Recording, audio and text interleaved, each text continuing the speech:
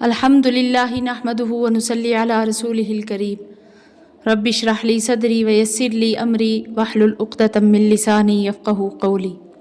عورتوں اور یتیموں کے احکام بیان کرنے کے بعد قرآنی اسلوب کے مطابق پھر ترغیب اور ترہیب کا مضمون ارشاد فرمایا گیا ہے، یعنی جو اللہ تعالیٰ کے احکام پر عمل کرتے ہیں ان کو خوشخبری سنائی جاتی ہے، اور جو اللہ تعالیٰ کے احکام کو نہیں مانتے ان کو ڈرایا جاتا ہے۔ انہی چیزوں کے بارے میں ان آیات میں ذکر کیا گیا ہے۔ اعوذ باللہ من الشیطان الرجیم، بسم اللہ الرحمن الرحیم۔ وَلِلَّهِ مَا فِي السَّمَاوَاتِ وَمَا فِي الْأَرْضِ، اور اللہ کا ہے جو کچھ آسمانوں میں ہے اور جو کچھ زمین میں ہے، یعنی اللہ تعالیٰ ان سب چیزوں کے مالک ہے۔ تو ایسے مالک کے احکام کا ماننا بہت ہی ضروری ہے، اور یہ احکام صرف آپ کے لیے نہیں ہے بلکہ وَلَقَدْ وَصَّيْنَا الَّذِينَ أُوتُوا الْكِتَابَ مِن قَبْلِكُمْ، اللہ تعالیٰ فرماتے ہیں اور ہم نے حکم دیا ہے آپ سے پہلے کتاب والوں کو، وَإِيَّاكُمْ، اور تم کو، أَنِ اتَّقُوا اللَّهَ، کہ ڈرو اللہ سے۔ تو اللہ سے ڈرنے کو تقویٰ کہتے ہیں، جس میں تمام احکام کی موافقت داخل ہے۔ اسی لیے اس سورت کو تقویٰ سے شروع کر کے اس کی تفصیل میں مختلف احکام لائے ہیں، اور اسی طریقے سے آپ کو بھی اور آپ سے جو پہلے ہیں ان کو یہ بھی سنایا گیا ہے فَإِن تَكْفُرُوا، کہ اگر نہیں مانو گے، فَإِنَّ لِلَّهِ، تو پس بے شک اللہ ہی کا ہے، مَا فِي السَّمَاوَاتِ وَمَا فِي الْأَرْضِ، جو کچھ آسمانوں میں ہے اور جو کچھ زمین میں ہے۔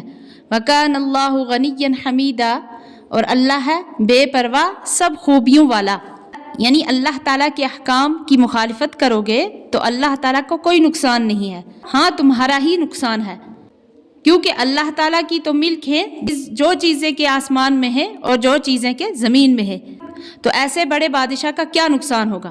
بس کسی کی مخالفت سے ان کی صفات میں کوئی نقص لازم نہیں آتا۔ وَلِلَّهِ مَا فِي السَّمَاوَاتِ وَمَا فِي الْأَرْضِ، اور اللہ کا ہے جو کچھ آسمانوں میں ہے اور جو کچھ زمین میں ہے۔ وَكَفَى بِاللَّهِ وَكِيلًا، اور اللہ کافی ہے کارساز۔ اور جب وہ ایسے قادر اور مختار ہیں تو اپنے اطاعت گزار بندوں کے لیے وہ اللہ تعالیٰ کارساز ہیں، بس ان کی کارسازی کے ہوتے ان کے فرما برداروں کو کون ضرر پہنچا سکتا ہے؟ بس کسی سے ڈرنا نہیں چاہیے۔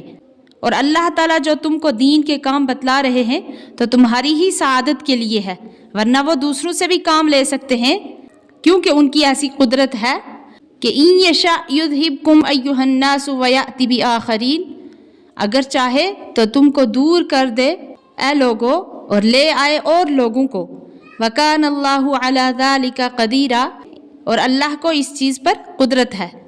من کان یرید ثواب الدنیا فعند اللہ ثواب الدنیا والآخرہ، جو کوئی چاہتا ہے ثواب دنیا کا، اللہ کے ہاں ہے ثواب دنیا کا اور آخرت کا۔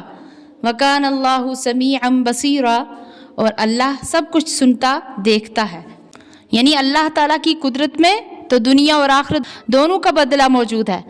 جب ادنا اعلیٰ دونوں پر اس کی قدرت ہے تو اعلیٰ ہی چیز کیوں نہ مانگی جائے، اور اللہ تعالیٰ بڑے سننے والے بڑے دیکھنے والے ہیں۔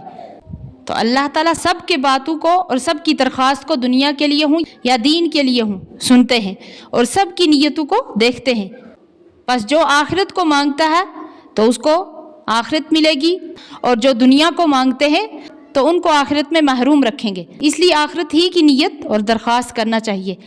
البتہ دنیا کی حاجت مستقل طور پر مانگنا اس میں کوئی حرج نہیں، لیکن عبادت میں یہ قصد نہ کرے۔ تو یہاں پہ للہ ما فی السماوات و ما فی الارض، اس جملے کو اللہ تعالیٰ نے یہاں پر 3 مرتبہ دہرایا۔ تو سب سے پہلے جو للہ ما فی السماوات و ما فی الارض فرمایا تو اس سے کشائش اور وسعت مقصود ہے کہ اس کے یہاں کسی چیز کی کمی نہیں۔ تو دوسرے جو فرمایا للہ ما فی السماوات و ما فی الارض، اس سے بے نیازی اور بے پرواہی کا بیان مقصود ہے کہ اس کو کسی کی پرواہ نہیں، اگر تم انکار بھی کرو گے تب بھی اس کا کوئی نقصان نہیں۔ تو تیسری دفعہ جو فرمایا للہ ما فی السماوات و ما فی الارض، تو اس میں اللہ نے اپنی رحمت اور کارسازی کا اظہار کیا ہے کہ اگر تقوی اور اطاعت اختیار کرو تو وہ تمہارے سب کام بنا دے گا۔ تو اس کے بعد تیسری آیت میں اس بات کو واضح کیا گیا ہے کہ اگر اللہ تعالیٰ اس پر قادر ہے کہ تم سب کو فنا کر دے اور دنیا سے اٹھا لے اور دوسرے لوگ فرما بردار پیدا کر دے، اس سے بھی حق تعالیٰ کا استغنا اور بے پرواہی خوب ظاہر ہو گئی اور نافرمانوں کو پوری طرح تہدید اور تخفیف بھی ہو گئی۔ اللہ تعالیٰ صحیح عمل کرنے کی توفیق عطا فرمائے، آمین۔